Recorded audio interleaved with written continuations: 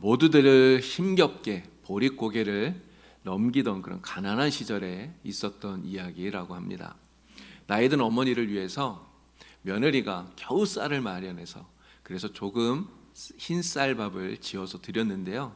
근데 이 어린 손자가 할머니 옆에 딱 붙어서는 이 할머니 그 흰 쌀밥을 계속 뺏어 먹는 거예요. 이게 며느리가 보니까 얼마나 마음이 그렇겠습니까? 어머니를 위해서 준비했는데 이 손자가 그걸 다 뺏어 먹으니까. 그래서 보다 못한 이 며느리가 아들을 혼을 냅니다. 그랬더니 할머니가 웃으면서 말을 하셔요. 야, 아니다. 나는 배부르다. 너나 많이 먹어라. 이야기를 하는 거예요. 그랬더니 손자가 엄마 보고 이렇게 얘기를 하더래요. 엄마 거봐. 할머니는 배부르다고 하시잖아.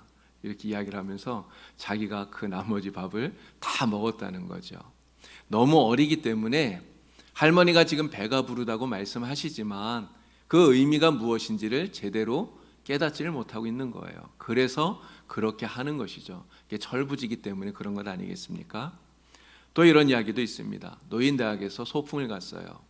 할머니들이 같이 이렇게 소풍을 가셔서 점심시간이 되어서 점심을 먹게 되었는데 한 할머니가 야, 우리 며느리가 내가 제일 좋아하는 거 잔뜩 싸줬다고 그러면서 도시락을 탁 연 거예요. 그런데 도시락을 열었더니 생선 머리만 가득 들어있는 겁니다. 굉장히 좀 난감했겠죠. 근데 왜 그랬냐면 이 할머니가요, 평소에 이 생선을 먹을 때 자식들 생각하느라고 나는 머리가 제일 맛있다 이러면서 머리만 먹었던 거예요. 그랬더니 이 철없는 며느리가 진짜 자기 시어머니가 생선머리를 제일 좋아하는 줄 알고 이 소풍 가신다니까 이 어머니에게 진짜 맛있는 거 대접한다고 일부러 생선머리만 잘라서 그렇게 준비를 해서 보내드렸다는 거죠. 정말 우스우면서도 슬픈 이야기가 아닌가 이런 생각이 듭니다. 말하는 사람의 본뜻을 알지 못하고 이해하지 못하면 이런 일들이 벌어지게 돼요. 오해하게 된다는 것이죠. 오해해서 정말 잘못 행동하게 되는 이러한 일들이 비일비재하게 일어나게 되는 것입니다. 오늘 성경 말씀 속에도요, 예수님께서 하시는 이 말씀을 바르게 이해하지 못해서 그래서 엉뚱한 행동을 하는, 어떻게 보면 굉장히 어리숙해 보이는 제자들의 모습이 보여지고 있습니다. 예수님께서 제자들과 함께 마지막 유월절 만찬을 하신 자리예요. 그 식사를 마치고 나서 예수님이 베드로에게 말씀하시죠. 내가 오늘 나를 모른다고 부인하리라 말씀하셨어요. 베드로가 어떻게 말합니까? 아니 무슨 말입니까? 나는 죽더라도 주님을 절대 부인하지 않겠습니다. 나는 주님과 죽을 준비가 되어 있습니다. 이렇게 장담을 했어요. 그런 베드로에게 예수님 말씀합니다. 오늘 달 기울기 전 내가 3번 나를 모른다 부인하리라 이 말씀을 하셨어요. 여러분, 이날의 이 식사 분위기가 얼마나 무겁고 비장했을지 짐작이 다 되시죠? 근데 이렇게 말씀하신 이후에 예수님께서 제자들이 이해하기 어려운, 어떻게 보면 평소에 예수님이 하셨던 말씀과 정반대가 되는 전혀 다른 이야기를 꺼내고 계시다는 거예요. 자, 우리 오늘 읽은 말씀 가운데 35절과 36절을 우리 다시 한번 읽어보도록 하겠습니다. 35절, 36절입니다. 다 같이 읽겠습니다. 그들에게 이르시되 내가 너희를 전대와 배낭과 신발도 없이 보내었을 때에 부족한 것이 있더냐? 이르되 없었나이다. 이르시되 이제는 전대 있는 자는 가질 것이요 배낭도 그리하고 검 없는 자는 겉옷을 팔아 살지어다. 아멘. 누가복음 10장을 보면요, 예수님께서 제자들을 두 명씩 짝지어서 전도하러 보내신 이야기가 나옵니다. 그때 예수님 말씀하시기를 전대나 배낭이나 신발이나 가지지 말아라 주님 말씀하셨어요. 그런데 지금 뭐라고 말씀하시죠? 전대나 배낭을 준비하라 말씀하시는 거예요. 그러면서 검이 없는 자는 겉옷을 팔아서 검을 사라 이렇게 말씀을 하고 계시는 겁니다. 자, 그랬더니 제자들이 어떻게 한지 아십니까? 제자들이 자기들이 가지고 있었던 검, 칼 2자루를 가지고 와서는 그걸 꺼내 보이면서 주님, 여기에 검이 2자루가 있습니다 이야기를 한 거예요. 예수님께서 그런 제자들의 대답에 족하다 이렇게 말씀하셨죠. 여러분, 예수님께서 지금 말씀하신 이 족하다는 말이 충분하다, 야, 그 정도면 됐다, 이런 말씀일까요? 만족하다는 말씀일까요? 전혀 그런 말이 아닙니다. 예수님께서 족하다고 하시는 이 말씀은요, 우리가 누군가에게 어떤 일을 시켰을 때 좀 마음에 들지 않는데 그냥 됐다, 그냥 이렇게 말할 때 있잖아요. 예수님이 지금 족하다 하시는 말씀이 그런 뜻으로, 그런 뉘앙스로 지금 하고 계시다라고 하는 것이죠. 제자들은 너무나 비장한 이 예수님의 말씀을 들으면서 검을 사라는 예수님의 말씀이 진짜 칼을 준비하라, 진짜 검을 준비하라, 이런 말씀으로 들었던 모양인 것입니다. 조금만 우리가 깊게 생각해도 정말 예수님께서 하시는 이 검을 준비하라는 이 말씀이 진짜 검을 준비하라는 말씀이 아니라 의미심장한 다른 뜻이 있다는 것을 깨달을 수 있었을 텐데, 너무나 어리숙하게도 정말 곧이곧대로 문자 그대로 예수님의 말씀을 그대로 들었던 거예요. 그래서 정말 검을 가져오는 이 제자들을 보면서 족하다 이렇게 말씀하시는 예수님의 마음이 얼마나 답답했을까, 이런 생각도 해보게 되는 것입니다. 예수님께서는요, 그 이전에도 제자들에게 천국을 말씀하실 때, 또 복음을 이야기하실 때 비유로 말씀하신 적이 굉장히 많아요. 많은 경우에 비유를 들어서 예수님 말씀하셨죠. 그런데 제자들은 이 비유를 들을 때 그 비유의 뜻을 정확하게 깨닫지를 못합니다. 비유가 의미하는 바를 잘 알질 못해요. 그래서 예수님께서 비유를 풀이해서 제자들에게 설명해 주시곤 하셨죠. 한 번은 갈릴리 호수를 배를 타고 건너는 중에요, 예수님께서 이렇게 말씀했습니다. 바리새인과 사두개인들의 누룩을 주의하라, 이렇게 얘기했어요. 그랬더니 제자들이 뭐라고 말합니까?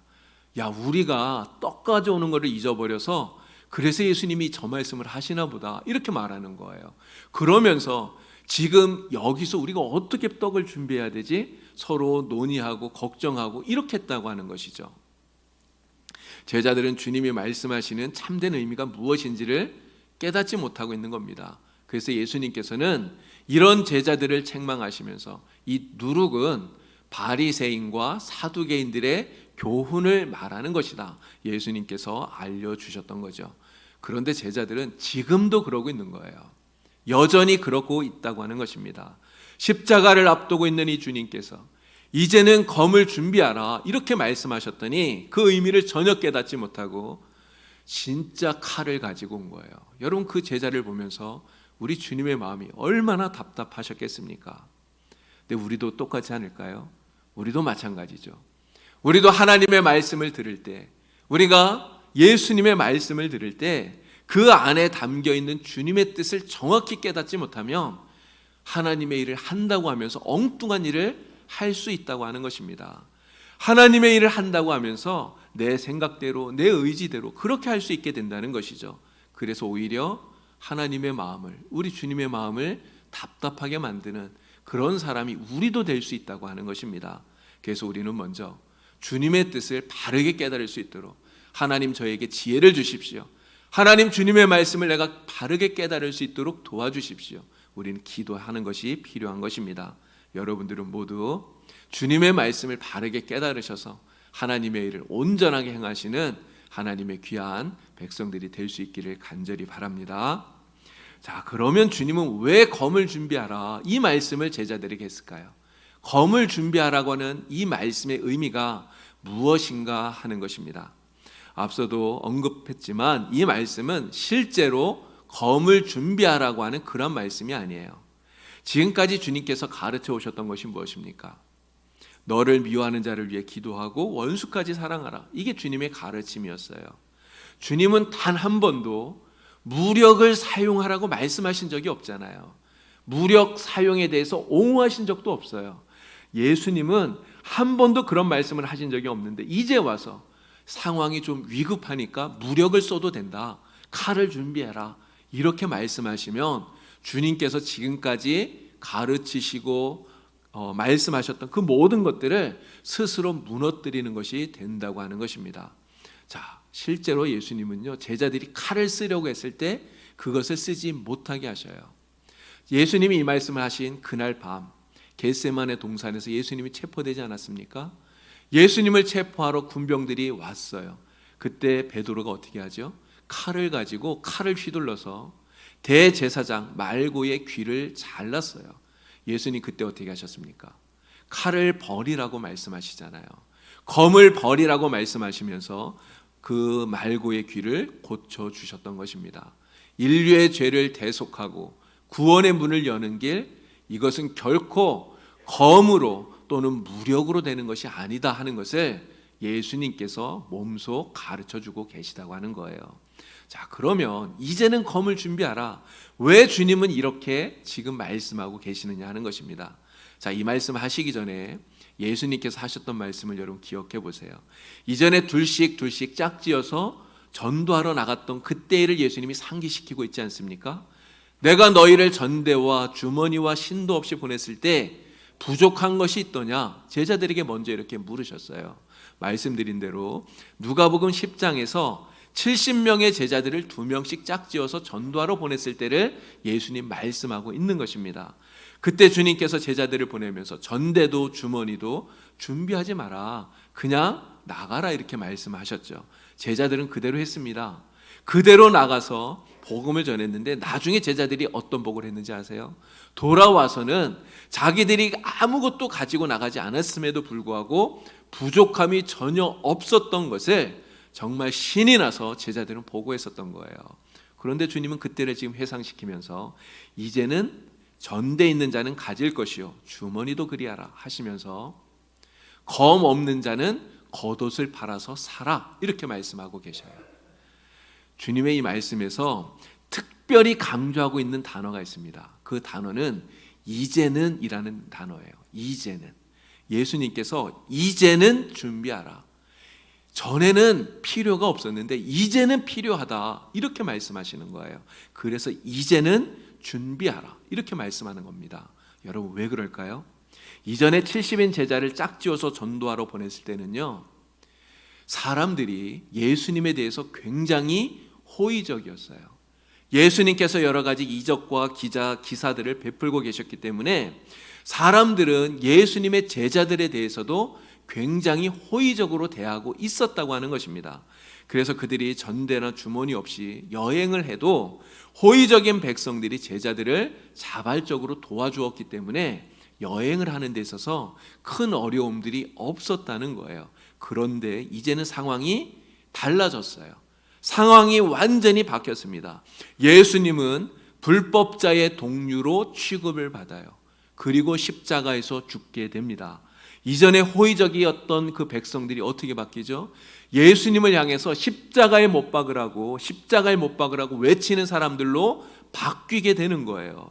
예수님에 대한 이러한 태도의 변화, 결국 예수님의 제자들에 대한 것과 똑같이 예수님의 제자들에게도 똑같이 동일하게 적용이 된다고 하는 것입니다. 그렇기 때문에 예수님께서는요, 이제는 준비하라 말씀하시는 거예요.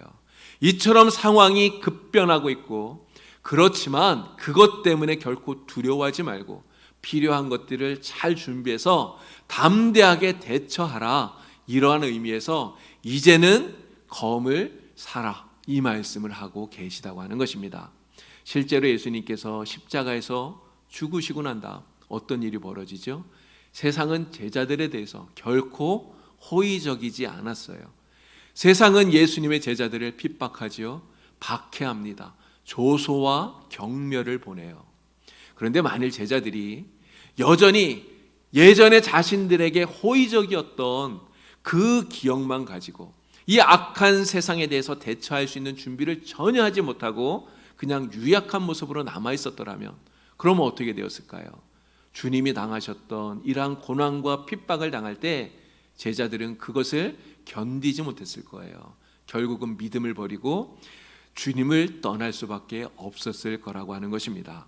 그래서 주님께서는 이제는 상황이 완전히 달라졌다고 하는 것을 알라는 거예요. 그래서 급변한 이 상황에 대처하기 위해서 담대한 마음을 가지고 어렵고 힘든 이 위기의 때에 믿음을 지키고 승리하기 위해서 필요한 준비를 하라, 이 말씀을 하고 계시는 것입니다. 자, 그러면 주님께서 구체적으로 준비하라고 하신 것이 무엇이죠? 첫 번째는요, 전대와 주머니였어요. 전대와 주머니를 준비하라. 이렇게 말씀하고 있습니다. 이것은요, 예수님의 제자로서 하나님의 뜻을 이루기 위해서 필요한 모든 외적인 필요들을 준비하라고 하는 우리 주님의 말씀입니다. 물질과 경제적인 것뿐만 아니라 건강과 지식, 악한 세상과 맞서서 우리가 복음 전파 사역에 필요한 모든 것들을 빠짐없이 준비하라. 주님이 말씀하고 계시는 거예요. 여러분, 그래서 우리 예수 믿는 사람들은요, 더 열심히 일해야 되고요, 더 열심히 공부해야 되고 그런 것입니다. 이제 곧 수능 시험이 오지 않습니까?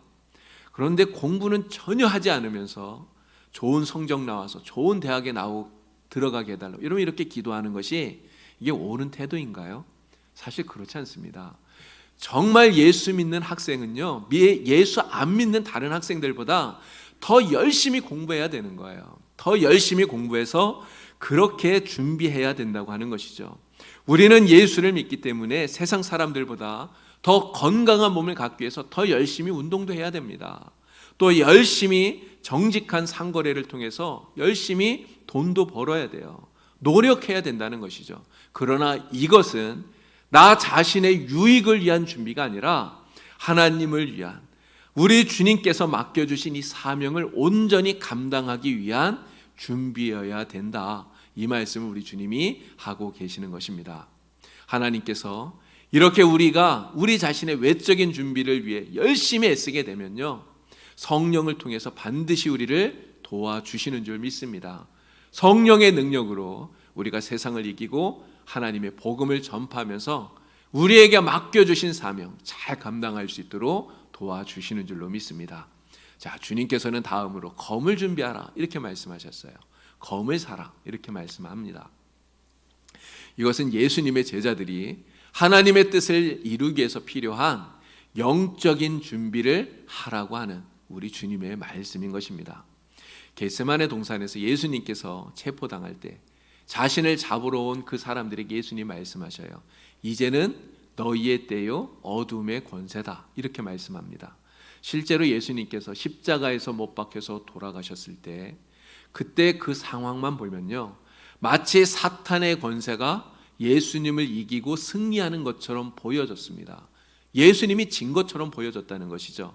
그러나 예수님은 지지 않았어요. 예수님은 사탄의 권세를 깨뜨리시고 무덤을 여시고 그리고 부활하시지 않았습니까? 최후의 승리는 바로 우리 주님의 것입니다. 사탄의 최후는 무엇인지 아십니까? 사탄의 최후는요, 무저갱에 던져지는 것으로 이미 그 최후가 정해져 있어요. 그러나 사탄은 자신의 그 최후의 순간이 되기까지는 믿는 자들을 넘어뜨리고 믿음에서 돌이키게 하려고 우는 사자처럼 지금도 믿는 자들을 대적하고 찾아다닌다고 하는 것입니다. 오늘 우리 주님께서 우리에게 사라고 하시는, 준비하라고 하는 이 검은요, 바로 이 악한 사탄에 맞서기 위해서 필요한 것입니다. 바울은 우리에게 이렇게 말해요. 우리의 싸움은 혈과 육에 대한 것이 아니요 정사와 권세와 이 어둠의 세상 주관자들과 하늘에 있는 악한 영들에게 대한 것이다 말하고 있습니다. 또한 야고보도 말하죠. 마귀와 만나면 맞서 싸워라 이야기합니다. 여러분, 우리를 넘어뜨리고 우리를 공격하는 이 악한 사탄과 맞서 싸우기 위해서 우리는 검이 필요한 거예요. 에베소서 6장 17절에서는요, 이 검을 곧 성령의 검, 말씀의 검이다 이렇게 이야기하고 있습니다. 바로 하나님의 말씀이 사탄을 물리치는 우리가 준비해야 할 검이라고 말씀하시는 것이죠. 오늘 우리들은 그래서 하나님의 말씀을 날마다 더욱더 가까이 해야 됩니다. 그 말씀의 의미를 바르게 깨닫고 그 말씀을 삶 속에서 실천해서 사탄의 세력을 물리칠 수 있는 강한 영적인 능력을 소유하는 그러한 백성들이 다 되어야 되는 것입니다. 여러분, 만약 우리가 하나님의 말씀을 알기는 하는데 그 말씀이 우리의 삶 속에서 실천되지 않는다면 이러한 말씀은 그냥 머릿속에만 있는 지식으로만 끝나는 이러한 성경 말씀은 사탄과의 영적인 전쟁에서 우리에게 아무런 유익함이 되지 않는다고 하는 것입니다. 우리가 믿음으로 말씀을 듣고 또 들은 말씀대로 행할 때 이 말씀은 삶 속에서 하나님의 기적을 우리에게 체험하게 만들어주는 것입니다. 이러한 말씀의 체험이 우리에게 말씀의 능력이 되어서 영적인 전투에서 우리가 승리하도록 우리를 이끌어주는 줄로 믿습니다. 처음에 예수님의 제자들은요, 이제는 검을 사라는 예수님의 말씀을 듣고 그것을 문자 그대로 해석을 해서 실제로 검을 가지고 오는 이러한 어리숙한 모습을 보였어요. 그래서 예수님의 마음을 답답하게 해드리기도 했었습니다. 그러나 예수님께서 부활하시고 그리고 승천하시고 난 이후에 제자들은 바뀌었어요. 완전히 변화되었습니다. 성령께서 임하시자 제자들은 달라졌어요. 그들은 성령 충만해서 하나님의 말씀의 검을 손에 들고 담대하게 세상에 나가서 사탄의 세력과 싸워서 이겼다는 것이죠. 더 이상 그들에게 호의적이지 않은, 오히려 그들을 핍박하고 조롱하는 그러한 세상에 굴하지 않고 복음을 전함으로써 사탄을 이기고 승리하게 되었다고 하는 것입니다. 여러분, 지금도 마찬가지예요. 세상은 예수 믿는 우리 그리스도인들에게 결코 호의적이지 않습니다. 사람들은 기독교를 개독교라고 불러요. 기독교인들이 조금만 실수를 해도 핏대를 올리면서 비난을 합니다.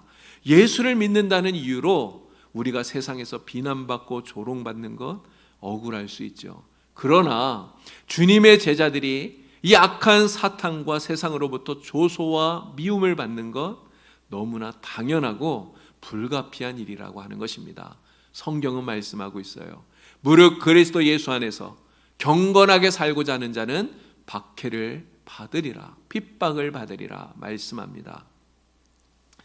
예수님을 믿고 따르는 예수님의 제자된 우리들이 이러한 세상에서 믿음으로 굳게 서고 또 영적으로 승리하는 길, 주님의 말씀처럼 하나님의 일꾼으로 쓰임받을 수 있도록 나 자신을 더욱더 철저히 준비하는 것입니다. 그리고 악한 사탄과의 이러한 영적인 싸움에서 승리할 수 있도록 성령의 충만함을 받고 그리고 하나님의 말씀의 검을 가지고 무장하는 것입니다. 주님은 이것이 얼마나 중요하고 정말 얼마나 시급한지 검이 없는 자는 겉옷을 팔아서라도 검을 사라 이렇게 말씀하고 있어요. 유대인들에게 이 겉옷은 굉장히 중요한 것입니다. 낮에는 외투로 쓰고 밤에는 이불로 덮는 생활 필수품이 그들의 겉옷이에요. 그런데 이렇게 중요한 겉옷을 팔아서라도 검을 사라 말씀하고 있어요. 왜 그렇습니까? 그럴 만큼 이것이 중요하고 시급한 일이기 때문에 그런 것입니다. 오늘은 마틴 루터가 부패한 로마 가톨릭 교회가 면죄부를 파는 이러한 잘못을 지적하고요. 또 교회를 개혁하기 위해서 독일에 있는 비텐베르크 교회 문에 95개조 반박문을 붙이고 종교개혁을 시작한 지 503주년이 되는 날입니다. 우리 교회 같은 이러한 교회들을 개신교라고 부르잖아요. 바로 이 개신교가 시작한 지 503년이 되는 날입니다. 그런데 500년 넘는 이러한 세월이 지나다 보니까 우리 개신교가요, 종교개혁의 이 정신을 많이 잃어버리게 되었다는 것이죠. 그래서 많은 사람들이 이런 이야기를 합니다. 이제는 다시금 종교개혁이 필요한 때다, 이런 이야기를 많이 해요. 맞는 말인 것 같습니다. 우리 개신교는요, 500년 전에 한번 개혁되었던 것에 만족하고 그것에 머물러 있으면 안 된다는 것입니다. 그러면 또다시 부패해지고요, 그러면 또다시 진리에서 멀어지기 때문에 그렇습니다. 그래서 끊임없이 날마다 하나님의 말씀의 검을 가지고 부패한 것은 잘라버리고 망가진 것은 고치고 조금씩 주님을 더 닮아갈 수 있도록 매일 스스로를 개혁해 나가는, 이것이 바로 개신교회고 그리고 프로테스탄트 교회라고 하는 것입니다. 오늘 종교개혁주일에 우리 주님의 말씀을 다시 한 번 더 기억하면서 하나님의 말씀으로 우리의 믿음을 다시 한 번 더 새롭게 하는 저와 여러분들이 다 될 수 있기를 간절히 바랍니다. 이제는 검을 사라고 하는 우리 주님의 말씀을 다시 한번 되새기면서 결코 호의적이지 않은 이 세상을 우리가 이길 수 있도록 우리에게 필요한 외적인 모든 준비들을 철저하게 준비하는 저와 여러분이 되기를 바랍니다. 또한 성령의 전신갑주를 입고 하나님의 말씀의 검으로 무장해서 날마다 승리할 수 있는 우리 모두가 되기를 우리 주님의 이름으로 간절히 축원을 드립니다. 기도드립니다. 하나님 아버지, 종교개혁주의를 맞이하여서 우리의 믿음을 다시금 돌아보게 하시고 또 우리의 신앙이 더욱 자랄 수 있도록 하나님의 말씀을 주시니 감사합니다. 주님의 말씀을 들고 담대히 일어서서 종교개혁의 기치를 높이 들었던 마르틴 루터처럼 오늘도 우리들 이 시대 속에 하나님의 말씀으로 다시금 새로워질 수 있게 도와주시옵소서. 이제는 검을 사라는 주님의 이 말씀을 다시금 되새기면서 결코 호의적이지 않은 이 세상 속에 주님의 복음을 전하기 위한 모든 준비를 잘 감당하는 저희들 되게 하여 주시옵소서. 성령의 검, 말씀의 검으로 악한 마귀 사탄을 이기고 승리하는 주님의 귀한 백성들이 되게 하여 주시옵소서. 예수님의 이름으로 기도드리옵나이다. 아멘.